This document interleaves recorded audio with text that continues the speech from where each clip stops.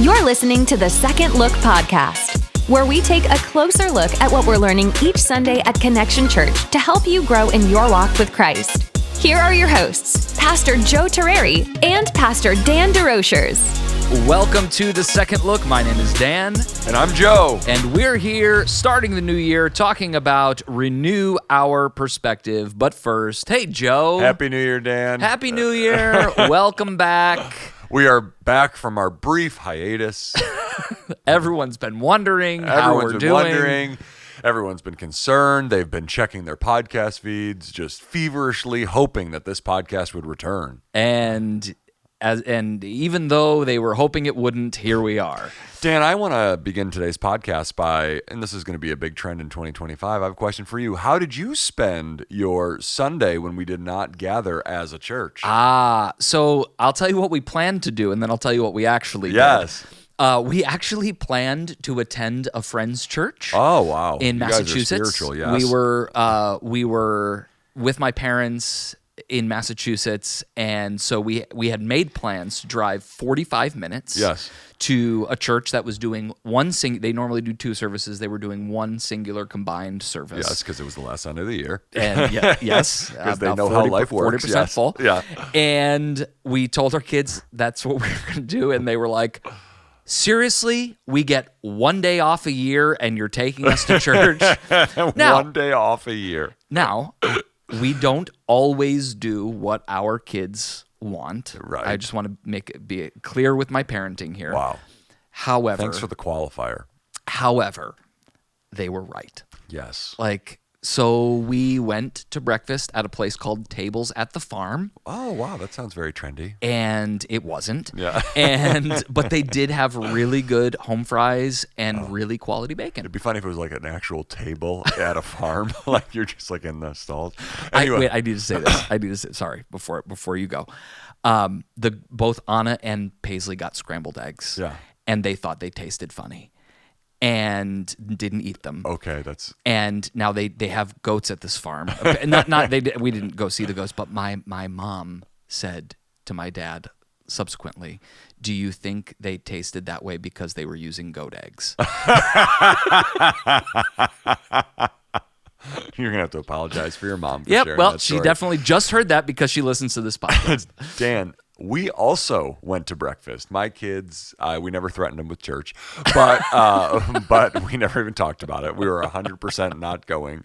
But we went to the original Pancake House, and I thought, wow, going out to breakfast on Sunday morning is awesome. This is why people do it. This is what people do. Oh, this is great. So we went to the original Pancake House, which is one of my favorite restaurants in Western New York. Went with my whole family, had a really nice time, and my son Ezra said, and I quote, "I don't like these scrambled eggs. They're not as good as yours, Dad." Wow. Yes, I know, because he likes when I make scrambled eggs at home, but he did not like them. But I had a Dutch baby on our week off, which is a Dutch pancake thing that was outstanding. But it was nice to be off. And What's interesting is absolutely no one from our church asked why.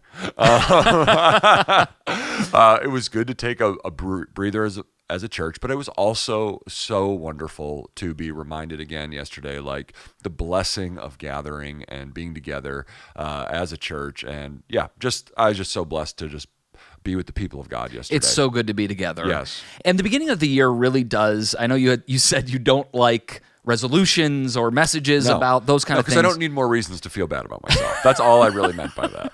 But the beginning of the year really does make us evaluate. I don't know what it is, the purchasing of a new paper calendar or the turning of a page. It's you forget and you write 2024 on your first check of the year, which might be in April.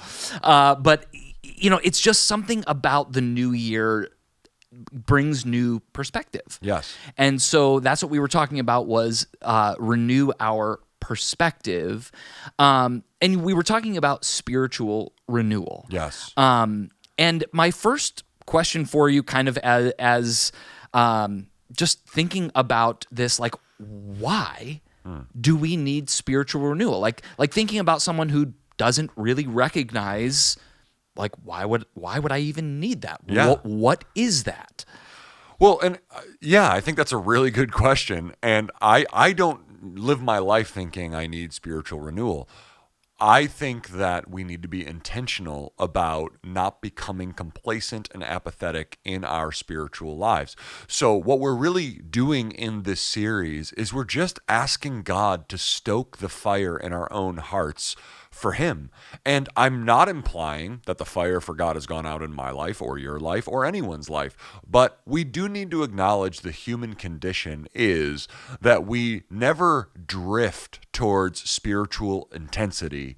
We always drift away from spiritual intensity into complacency, and even just like maybe a negative contentment, because I think contentment is a good thing. Biblically, it's a good thing.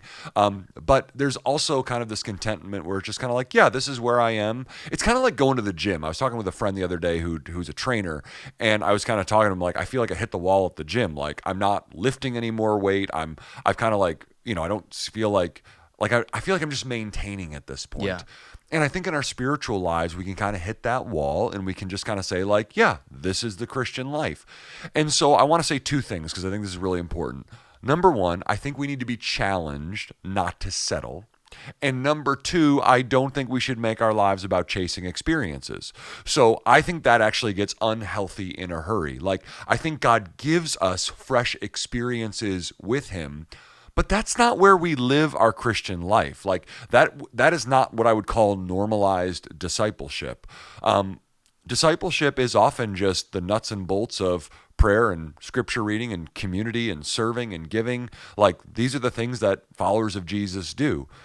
But from a spiritual renewal standpoint, what we're saying is God, I just want to take a step closer to you. Like I want that. I want there to be heat in my relationship with you. Like a question I think is my affection for Jesus Christ white hot, or is it lukewarm, or is it cold? And I think that this series is really just about asking that, and not in a guilt way, not in a shame way, because I hate that. I really do. Like I hate like the constant inference that, you're not enough for God. And I don't want anyone to feel that. What I do want people to feel is, oh, all right. I want my desire for God to deepen. I want God to renew me. I want him to bring me back to that original state when I first met him, where there is this sense of like, I want more of God in my life. I want to talk about experiences. What would it mean for someone to be looking for an experience with the Lord? Well, I think and listen, I want to be so clear. It is good to desire the presence of God. Okay, but sometimes we can say that in order to experience God's presence, something supernatural needs to happen, or there needs to be a sense of feeling, like I get goosebumps, or I start to cry, or whatever the thing is. And listen, there are times when God touches us, and we just sense his presence, and it's like, I don't want to leave this place because God is here. Yeah, it is good to desire that. But I don't think that's our daily experience of God. So, and then I also think like from, you and I both have charismatic Pentecostal backgrounds. And then I think corporately as a church, there are times where we sense God's presence more, and even there's like a greater activity of spiritual gifts, or maybe there's something called revival, and it's like, hey, I think we should seek revival. I think we should ask God to revive us. And during revival, there is an increased intensity in prayer, and there is an increased intensity in conversions, and there is an increased intensity of the Spirit's activity.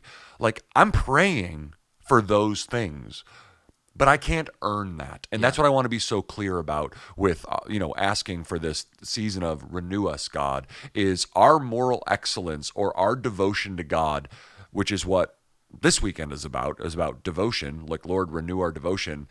We can't earn spiritual renewal, but I do think we can open the door for it in our lives. And so, to bring it back, having right perspective of who God is the first place, because I think it's really difficult for God to renew us when we're talking to the wrong God. Yeah. Or when we've created God in our own image, or I don't like this about God. It's like, I don't know where along the way we got to this point in our enlightenment where we felt like we were allowed to have an opinion about what we like about God, as if the creator of the universe is looking for our evaluation of his character. Yeah. Like, that to me is just bananas. You talked about how God is eternal and we are temporary. Absolutely. And you created a splash zone in the front part of the worship center. I would want to say, like, spray bottle in the first service was pretty good, but when I realized that I could spray others, that's when things got fun for me personally. That was my favorite part of the message. Joe, when you talk about our life being like a vapor, like a mist, how do we maintain the perspective that our life matters when we look at it in perspective of God and say, man, we're actually nothing? Like, how do we take ourselves seriously, but not too seriously, recognizing that we are temporary, but also knowing that God wants us to give our lives to something meaningful? Well, it wasn't even Moses' conclusion that life didn't matter. I mean, he talks about how we're dust and grass, but the conclusion of the psalm is, establish the work of our hands, God. Yes, establish the work of our hands. So our temporariness is not meant to make us think my life doesn't matter, it's too short to have meaning. No, that's not Moses' conclusion at all. It's almost like, because your life is temporary, give it to the right things. Give it to the work of the Lord. And so, listen, our life is a mist, and I'm not trying to be disagreeable with Moses. I mean, this was a big point of my message. But 80 years is not a little bit of time. Like, we do have and listen, I know people die young, and we even heard of a young woman in our church who lost her sister yesterday very suddenly to a heart attack. Like, life can end in a moment. We know that.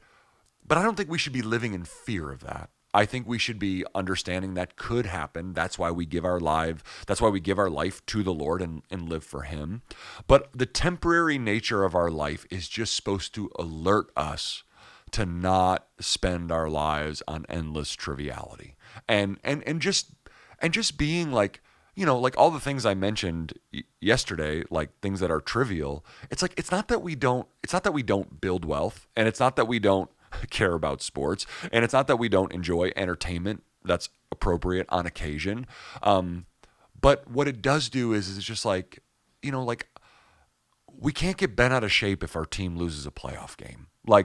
Like, just to be like, we can be sad for a few minutes, but it's like, that's not life. That's just something we enjoy.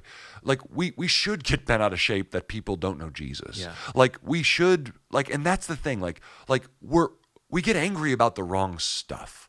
And that's really what I think Moses is trying to, like, alert us to. Like, we're only here for like, we only have our season. So let's make our season about Christ and His glory, and about obeying Him and loving Him. And I was trying to be clear yesterday too, Dan, like, when we think about a life of meaning, we need to be so careful that a life of meaning is not equated to a life of grandiosity. Like, can you explain that? Yeah, like, sometimes I think we think a meaningful life is only something that would fill up the pages of an autobiography, or gain us followers on Instagram, or a lot of people know our name. Like, that's not a life of meaning. In fact, that can be the most meaningless way to live your life, is to live for fame. And so I think just a life of meaning is actually a life that is just for Christ. A life of knowing Christ, a life of obeying Christ, a life of enjoying Christ and His gifts, a life of enjoying the love of God. I mean, hear me, people. Like, your life has meaning when you enjoy the love and unfailing acceptance of God over your life. And then, of course, we find meaning through what Jesus told us our lives are about: serving other people. Yeah. The Son of Man did not come to be served, but to serve, and to give His life as a ransom for many. What does that mean about us? Our life is about dying to ourselves and serving others in love. So let's just not confuse grandiosity with a life of meaning. When I think about a life of meaning, I think about some of the people that I've gotten acquainted with over the years who are just choice servants of the Lord, who have given their lives faithfully to serve God and His people. Is there someone that comes to mind in your life that you would look and say, wow, that person, it's not something that would be in a book, but someone that has lived a life of meaning serving God and His people? I mean, honestly, the people who come to my mind are the people in our church who I just see serving Jesus so faithfully. And like, I have so many names going through my head and I want to say them all out loud. But if I say them out loud, I don't want to miss people. And I don't want people to be offended because like, I am so moved by people who give their Sunday mornings in the parking lot and help people get out of our parking lot in an orderly way. I am so moved by people who get to church before the sun comes up so that they can lead us in worship. I am so moved by people who teach our pre-K class and they've been doing it for a decade. Like I am so moved by people who are making that walk from the back storage room to the Connection Cafe and making sure we have enough coffee and carrying the cases of water. Like I'm moved by people going up and down the rows of Connection Church as they're putting cards and pens back into place. I'm moved that I got a support letter yesterday from Rhonda at our church so she can go to Kenya. Like the Church of Jesus Christ has so much meaning for me personally, and then seeing people give their lives to that, whether it's in North Coventry, Pennsylvania, or in Medan, Indonesia, like where we have some close missionary friends. It's like giving your life to the people of God and to the advancement of his kingdom in these small ways that people may even feel like, I'm not even sure I'm doing much. Like from where I'm sitting, I'm like, oh, that is so precious to Jesus, you know? And I guess, Dan, like I look across Connection Church and I am just deeply moved by the commitment to the mission that I see from so many of our people. And my heart is so filled with love and affection for these choice servants of Jesus just at our church. Yeah. And then I think about people like my parents, and I think about people like, just faithful pastors and faithful leaders, but also just faithful lay leaders. And, you know, so that's faithful sound men, you know, like I think about all that stuff. The Sunday before Christmas, Jonathan Capisi took out of a bag a spiral-bound book and gave it to me. And he said he had been going through some of his mom's stuff and found a cookbook that I might like. And it was the 1975 Women's Ministry Cookbook from Bethany Assembly of God in Agawam, Massachusetts, where I went when I was a kid. Yeah. And I'm not kidding you, over the last 3 weeks, I have looked through that book nearly every day. Not because I want to see some random recipes, but looking at the names of people that I knew and know. You know, the woman Flo Coyle who taught kindergarten Sunday school and brought kindergarten boys to camp for years and years, and my grandfather's cousin Janet DeRogers, who was my junior Bible quiz coach. You know, and just seeing these names of people who didn't do it for an autobiography or for a film to be made of their life, right? But the people at our church, those throughout history and around us who just serve the Lord and serve his people. And I just want to make the point, spiritual renewal begins with humility. It begins with us having that sober reality of who we are, who God created us to be, and who God is. You know? And so I wanted to go back to your temperature analogy. And you talked about, you know, is our affection for Jesus lukewarm or cold or white hot? What does it look like for us to be on a trajectory where the heat is turning up? Okay, so I had a conversation with a young man that I'm discipling. He's 20 years old. We talk on the phone about once a month. He's trying to become a professional hockey player. He's new to the Lord, and his name's Jack, and I love Jack. I love talking to Jack. Jack asks the best questions. And, you know, he had just shared with me, he's like, basically, I need to turn the heat up in my life. Like, he's been through a lot of changes and ups and downs, and he's kind of at a really good point in his career. And he's just like, how do I kind of turn the heat up? And I said, and we just started talking about, like, it really comes down to spending time with the Lord and giving your life away. Yeah. So it's not about becoming a monk. And of course, no offense to monks, I don't feel called to that. I think 99.9999% of the people I know don't feel called to that. But you got the hair for it. Yeah, I do, and I'm already ready. I'm great at silence and solitude. But I think there's this. I think there's, you turn the temperature up in your life, and this is so simple. You just pursue the Lord. Yeah. Because here's the simple promise that I just keep coming back to with people. We draw near to the Lord, he draws near to us. And what does Moses tell us when he says, satisfy us in the morning with your unfailing love? He's saying, the moment we're ready to say, God, I need more of you in my life. Well, his love is unfailing. He's ready too. Yeah. Like our hot and coldness, our ups and downs that we all experience in the spiritual life, they are like, God is unchanging. We are changing. And so whenever we're ready to say, I'm ready to just make that turn back to the Lord. And, because it's not that we stray into like dark sin. Like sometimes people do that. But I'm guessing that's not most of us, okay? Yeah. Like we're not straying into dark sin. We just get complacent, or we just get kind of like blah, or we're just kind of feels a little deserty in here with my relationship with the Lord. It's like, and I think people who are married, we understand that. And like there's some parts of our, and I don't mean this in a way to be inappropriate, like there's some parts where it's like our relationship with our spouse is really good, and it's like we feel super close, and then sometimes it's like, oh yeah, it's been a few days since we've connected and landed and talked. It's like, it's not that I feel far from you, it's just I don't feel as close as I did when we were doing that, like when we were this. So I think with God, it's like, how do you turn that temperature up? You pursue him. Like you pursue him in his word, you pursue him in prayer, but you don't do those things, and this is the key. You don't do those things to feel better about yourself. And this is what I was explaining to Jack. We spend time with God in the mornings or in the evenings or whenever it works for you because we want to know God. And that motive is super important, because we can crush the Bible recap, Bible reading plan that please don't fall behind or you're going to be way behind. Right. Yeah. It's a lot of chapters. Yeah, it's a lot of chapters. But like, don't do it to check the boxes. Yeah. Do it because you want to know the God of Job. Yeah. Like, do it because you want to understand the God of Scripture. And by the way, if you fall behind, it's actually okay if you finish the Bible recap in March of 2026. The goal isn't even just finishing. It's okay if you leave boxes unchecked.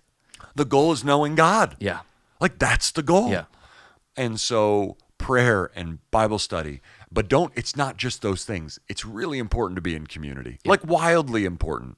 It's wildly important not to be isolated in your spiritual life. Like our small group that I'm in, we reconnect here on January 28th. I'm pumped to be with my brothers again, where we confess our sins, we worship, and we make fun of each other. It's like, that's super important for my spiritual life. And then we need to have places where we're serving. And we have to be giving our money to the cause of Christ. Like, I actually think those are critical to a life of discipleship and raising the temperature in your life. And then I would also say it's okay to try new things spiritually. Like, pray prayers like this, like, God, give me, like, I'm just asking for more spiritual gifts in my life. Yeah. And he may or may not give them to you. God, I want a greater sense of your presence in my life. God, I want to sense your spirit. Lord, give me ears to hear what your spirit is saying. So like in moments when you're nudging me to do something uncomfortable, like share my faith or give some money away I wasn't planning, like I want to say yes to that. Or in moments when I'm tempted, Lord, I want to hear your voice so clearly inviting me to know that's not where the life is. Yeah. Life is with you. Like, let's not over-spiritualize this. It's actually about relationship with God. How do you turn the temperature up? You relate to God, and he relates to you, and you make space for that in your life. If you want to feel good, go get a Dutch pancake on a Saturday. A Dutch baby on a Saturday. Or some good bacon and go days. Like, I want to be so clear. When I was out to breakfast on last Sunday morning, I was not thinking this is better than being at church. I was just thinking, this is nice. Well, this has been nice. And another episode of The Second Look. You can catch this sermon and much more at our website, cometoconnect.com. Have a great week.